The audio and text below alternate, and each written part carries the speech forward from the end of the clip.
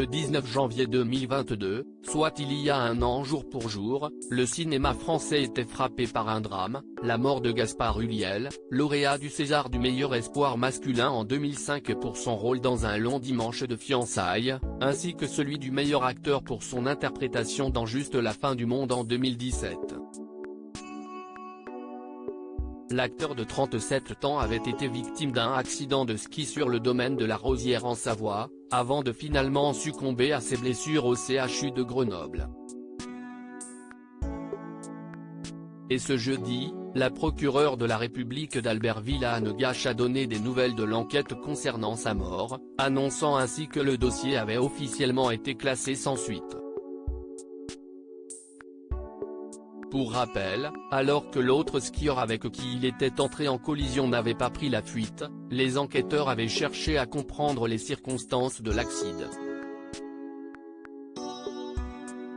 Et d'après les premières constatations et témoignages, si la zone était déjà considérée dangereuse, les deux skieurs n'avaient pas une vitesse excessive ou un comportement dangereux. Cependant, le visage du parfum bleu de Chanel s'était montré imprudent en ne portant pas de casque ce jour-là.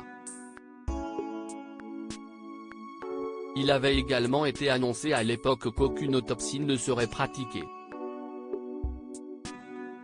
Et on sait donc désormais qu'il n'y aura a priori aucune suite à cette affaire.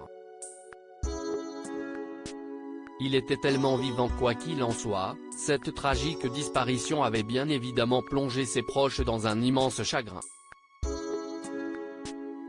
Ce fut notamment le cas pour l'actrice luxembourgeoise Vicky Krieps.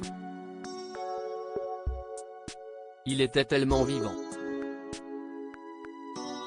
On était un peu comme des âmes sœurs, on n'entrait pas dans des boîtes préfabriquées, on était au-delà.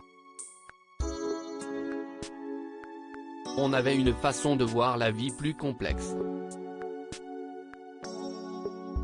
On ne peut pas toujours expliquer les choses, mais on peut les vivre, avait-elle expliqué pour Le Parisien en novembre dernier.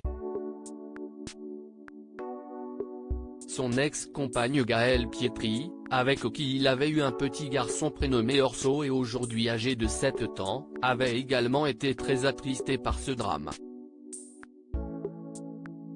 Elle lui rendait notamment hommage en s'engageant dans une cause qui lui tenait beaucoup à cœur, à savoir la protection de l'environnement marin.